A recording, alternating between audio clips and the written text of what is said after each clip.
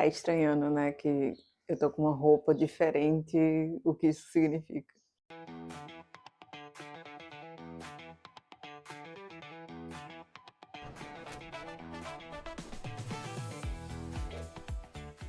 Vocês que já viram essa vinheta aqui, hoje é o dia de contar para vocês de como eu caí de paraquedas na fonoaudiologia. Olá, meu nome é Sara Neves, atualmente estudo fonoaudiologia, mas nem sempre foi assim. Quando eu era criança, acabei que me apaixonei tanto por alimentação que decidi muito cedo de que eu iria fazer alguma coisa na área de alimentação.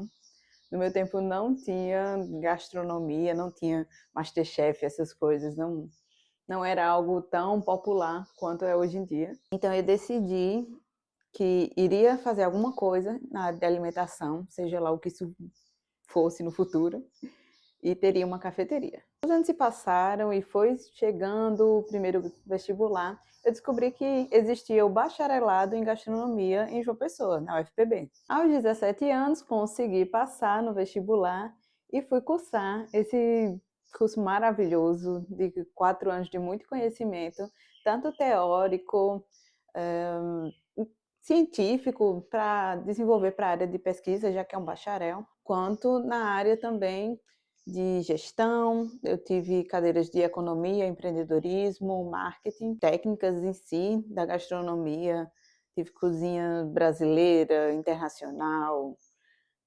paraibana, a parte de tecnologia mesmo, de alimentos também paguei. Então, foi um curso maravilhoso para mim, que me abriu muito os olhos, que eu fui afunilando esse conhecimento, esse entusiasmo da gastronomia para uma área que eu queria, que seria mais focado no ato de se alimentar em si, do caráter sociocultural da alimentação, toda essa questão em volta, que é o comfort food. Normalmente o comfort food está bem associado à alimentação que a gente tem quando a gente é criança, quando a gente está ali, é a comida da avó, é a comida da mãe, tem alguma associação emocional muito forte. E eu sempre acreditei que a alimentação, ela vai muito além do que a parte nutricional, que também é importante. Então, no meu TCC, eu defendi o comfort food na feira de Campina Grande.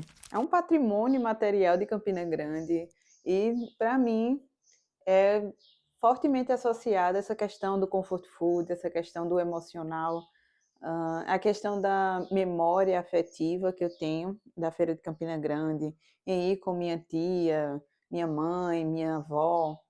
Todas as relações que são construídas foram muito interessantes para mim. Se vocês quiserem, eu deixo aqui a referência do meu TCC para vocês conhecerem um pouco mais sobre a Feira de Campina Grande ou como eu abordei ela. Por essas questões de colocar a transformação bioquímica dos alimentos, como acontecem.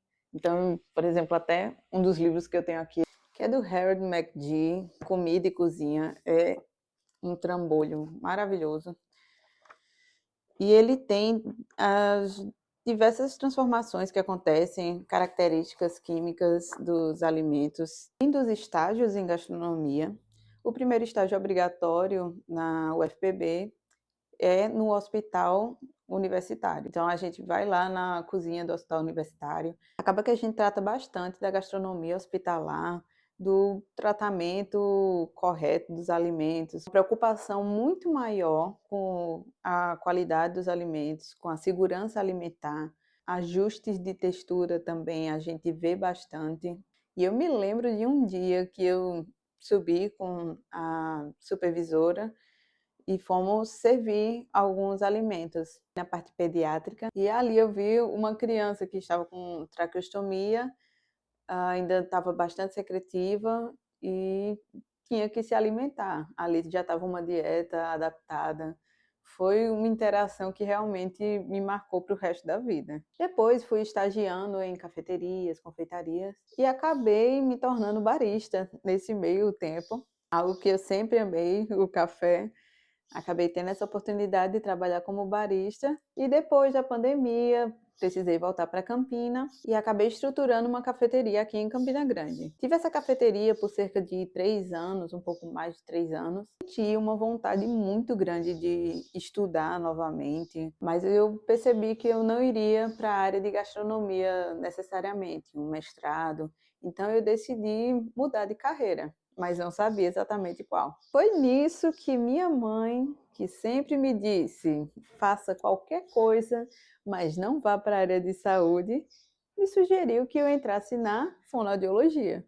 Como eu já falei em alguns vídeos, interesse em áreas associadas à fonoaudiologia eu sempre tive, como a área da voz, principalmente, a área de linguagem, a área de neuro, várias coisas assim associadas eu sempre tive interesse, mas nunca pensei em fazer fonoaudiologia de fato, porque obviamente envolve a área de saúde e não era algo que eu pensava. Eu sempre brinco, eu acho que a área da disfagia é o que faz com que associe com gastronomia. Muito provavelmente é isso na minha cabeça de haver associado, porque é incrível como desde o primeiro período, desde o primeiro ano, eu fui brilhando muitos olhos para a área de disfagia, a área de neuro. Então eu acho que é a área que provavelmente eu vou e que tem essa relação com essa minha primeira graduação.